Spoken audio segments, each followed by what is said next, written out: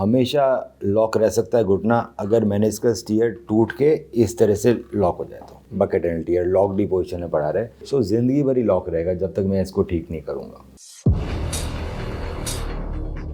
पर मैक्सिमम लोगों के ऐसा नहीं होता, इतना बड़ा टियर नहीं होता जो बिल्कुल ही लॉक पड़ा रहे। मैक्सिमम लोगों की दिक्कत आती है कि कभी कभी लॉकिंग हो रही है और बीच में उनको सिम्टम फ्री पीरियड है। क्यों? जिस दिन आपको लॉकिंग हुई उसमें एक पूरा मेनिस्कस नहीं, छोटा सा टुकड़ा टूट के लॉक हो गया, थोड़ी देर बाद अनलॉक हो गया, 5-7 मिनट फिर लॉक हो गया, फिर अनलॉक हो गया। तो ये सिम्टम्स आपको आएंगे, फिर ठीक हो जाएंगे। क्वेश्चन ये है कि आए क्यों भाई?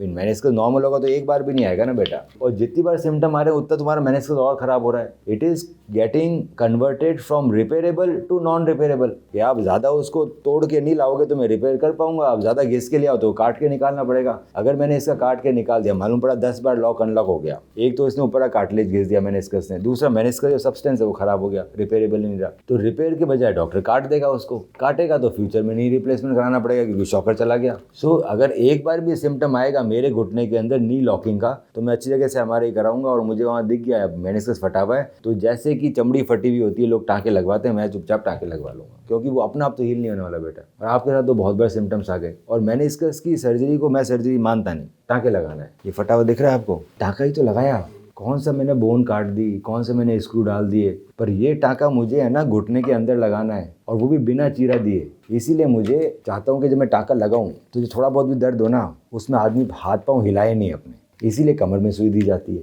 नहीं तो इसमें तो इतना दर्द भी नहीं होता। भाई ये सर्जरी अगर यहाँ पे होती, टाँका यहाँ मारना हो तो मैं आसपास सुन करता हूँ कर देता। ये सर्जरी यहाँ पे घुटने में भी आसपास इंजेक्शन देके सुन करके कर सकता हूँ, पर यहाँ तो अगर तुमने हाथ वाथ हिला भी लिया तो मैं पकड़ लूँगा, तो घुटने में कैसे पकड़ूंगा? हाथ वाथ हिला गया ये गलत जगह चला जाएगा। तो ये इतनी सारी चीज़ें, इस चीज़ को सर्जरी का नाम दे दिया गया है। अब मेनिस्कस के ये टाँके तो लग गए, अब ये टाँके तुम्हें तो आप जिंदगी भर नहीं चल सकते ना बेटा। मेनिस्कस तो खुद को चिपकना है ना, जैसे हमने चमड़ी में टाँके मारे तो खुद चमड़ी चिपकती है ना, टाँके का तो कोई रोल रह नहीं जाता 15 दिन के बाद। मेनिस्कस अपना आप चिपकता नहीं क्योंकि उसमें ब्लीडिंग नहीं होती। सो हमेशा जो एलीट सर्जन होगा वो क्या करेगा, आपका ब्लड निकालेगा, ब्लड से क्लॉट बनाएगा, मेनिस्कस टियर के बीच में क्लॉट भरूंगा, फिर मैं सर्जरी के बाद पीआरपी डालूंगा, तब मैं आपको उसको मेनिस्कस को टाँके भी लगा दिया और हीलिंग एनवायरनमेंट भी दे दिया, फिर आप ठीक हो जाओगे बिल्कुल। इस सर्जरी के बाद 2 सप्ताह तक वॉकर लगेगा आपको क्योंकि वेट नहीं ले सकते।